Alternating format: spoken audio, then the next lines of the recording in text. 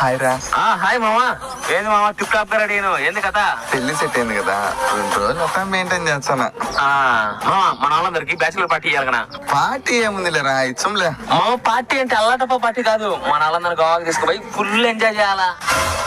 రే, గోవాకు పోవాలంటే మినిమం 1 లక్ష రూపాయలన్నా ఖర్చు అవుతురా. మా నాయనేమో పిలిచినారు, 1 రూపాయిగా నీడు నా దగ్గర ఎట్ట వస్తుంది లెక్క.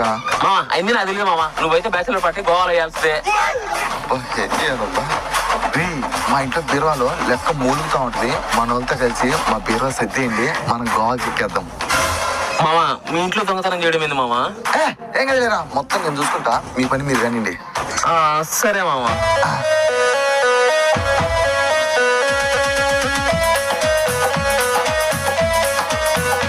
నాయనా, ఏంది నాయనా మొగుడు తెచ్చిన ముండాల వాకిట్లో కూర్చొని ఏడుచానువా?